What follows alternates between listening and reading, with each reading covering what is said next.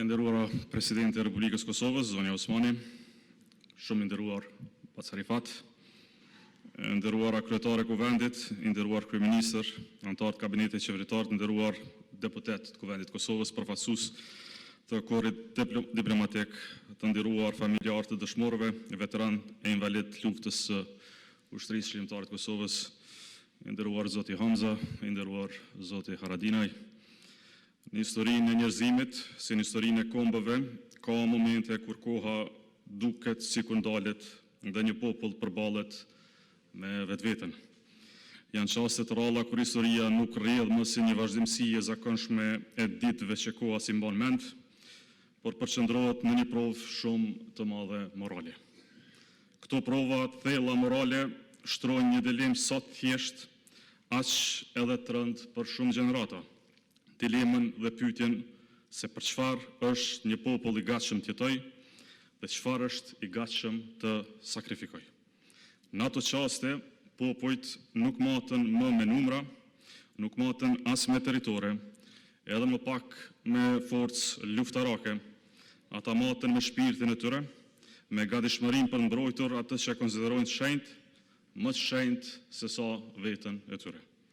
Dhe në ato çaste vendimtare, historia kërkon njerëz që janë në lartësinë e saj. Njerëz që kuptojnë se jeta e tyre nuk ku përket më vetëm atyre, por është destinuar për një fat shumë më të madh kombëtar. Ata janë njerëz që ndoshta lindin si gjithë të tjerët, jetojnë si gjithë të tjerët, por që në momentin e provës epokale ngrihen mbi frikën, mbi instinktin e mbijetesës që mund ta kemi secili prej nesh, dhe bën bartës të një përgjegjësie shumë më të madhe se vetjeta e tyre. Pra thënë shkurt, sakrifikohen. Tani sakrifica është akt madhështor, në fakt është akti më madhështor që qenia njerëzore në tokë, por dhe raportin e saj me hyjnorën, pra me vetë Zotin, arrin ta ndërtoj. Sepse sakrifica nuk është vetëm akt i luftës, ajo është një filozofi e vetjetës. Në këtë kuptim, sakrifica nuk është humbje. Ajo është një formë e rrallë e krijimit. Sepse përmes saj lind kuptimi më i thellë i një populli për vetveten. Një popull e kupton se kush është jo vetëm nga mënyra se si jeton, por edhe nga ajo për të cilën është i gatshëm të sakrifikojë. Dhe pikërisht këtë, kuptimin për çfarë jemi të gatshëm të jetojmë dhe çfarë jemi të gatshëm të sakrifikojmë, atë dilemë të madhe morale na mësoi dhe zgjodhi një familje shqiptare, familja Jashari, në marsin e vitit 1998 në Prekas. Ata na thanë, ne jemi të gatshëm të flijohemi dhe nëpërmjet këtij akti na krijuan ndërgjegjen kombëtare për luftën tonë çlirimtare.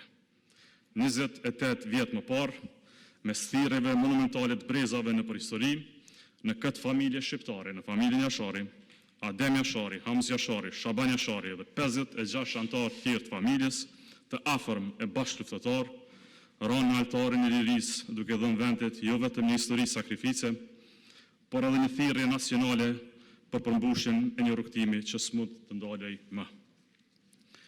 Ademi, jo vetëm për nga emri, si përshkrim i një udhëzimi të marrë nga Zoti, por edhe nga akti, është njeriu i parë. I pari që bëri hapin në një rrugë që nuk e shete askush.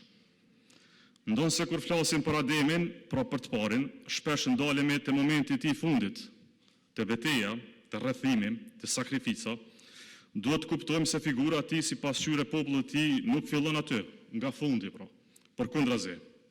Njerëzit që bën figurat historisë nuk lindin në çastin e fundit të jetës tyre. Ata formohen gjatë, në heshte, në jetën e zakonshme të përditshme, mënyrën se si e shohin vendin, botën, dhe si e kuptojnë kohën e tyre. Adem Jashari, para së gjithash, një njeri i një vendi të shtypur, ishte një njeri një tokë jo të lirë, i një shtëpie shumë fisnike dhe një familje me një kujtesë të trashëguar.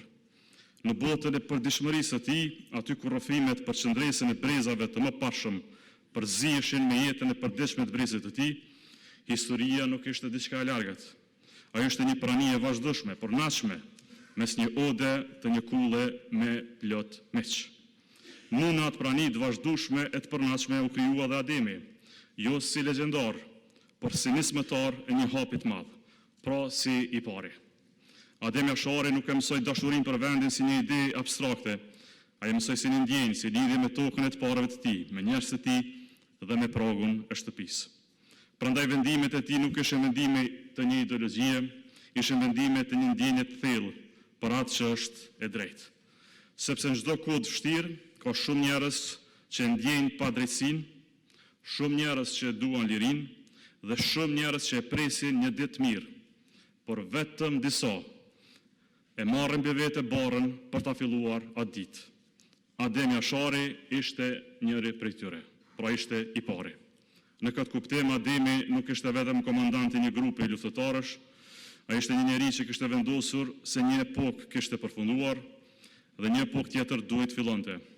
A ishte ndër ata njerëz që ndjejnë ardhin e historisë para se ajo të shpërthej. Thënë shkurt, thënë shqip, ai do të shkruante këtë histori me aktin e vet. Dhe në këtë shkrim historie të mos harrojmë se Ademi, si i pari, nuk ishte vetëm një figurë luftarake ushtrie. Para se të ishte komandant, ai ishte birë, ishte vëlla, ishte bashkëshort dhe mbi gjitha ishte baba, ishte prind. Ishte njeri i një shtëpie ku jeta vazhdonte si në çdo familje tjetër, me fëmijë, me zëra dhe me shpresë për të ardhmen. Dhe ndoshta pikërisht këtu qëndron mashtia e tij, diçka që duhet t'u mësojmë secilës brezni, përfshirë dhe kësaj timës, sepse sakrifica nuk ishte vendimi një njeriu që nuk kishte çfarë të humbiste. Ishte vendimi një njeriu që kishte gjithçka që një njeri mund të ketë në jetë. Familjen, fëmijët, vetjetën. Dhe vendosi t'i jap të gjitha për ne. Dhe atë duke kënduar. Tani kënga tek shqiptarët lind në momentet më të rënda dhe në momentet më të mëdha. Ajo është mënyra se si një popull i thot botës se nuk është hyer, se shpirti i tij është i lirë. Në këngë shqiptare, shqiptarët kanë ruajtur kujtesën e tyre, dhimbjen e tyre, por dhe krenarinë dhe shpresën për të nesërmen.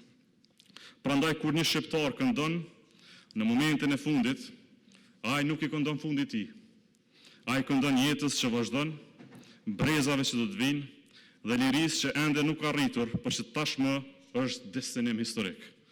Dhe Adem Jashari, i pari, në ato çaste, po i këndonte pikërisht këtij destinimi historik. Ai po i këndonte një fillimi të ri, një fillimi për popullin e tij, për fëmijët e tjerë të këtij vendi, jo të tij, e të familjes së tij, dhe për Kosovën që do të lindë e lirë nga ajo sakrificë. Dhe kjo thirrje natyrisht u dëgjua në gjithë Kosovën, ajo bë motiv i djemve vajzave të ushtrisë lirimtare të Kosovës, që në rreshtimin më të madh historik të vendit u sakrifikuan në vetë themelin e shtetit tonë të ri. Komandanti i rënë i tyre kishte lënë ndjekës që do të ndërtonin historitë më të bukura të vendit tonë.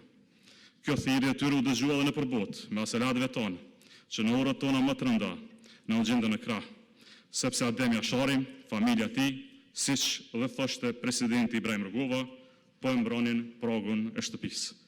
Dhe në gjithë shenjtërinë e mbrojtjes së pragut të shtëpisë, qëndronte edhe bindja kokfort e një populli të tërë për të kërkuar lirinë dhe vendin e barabartë mes popujve të tjerë nëpër botë, me çdo çmim.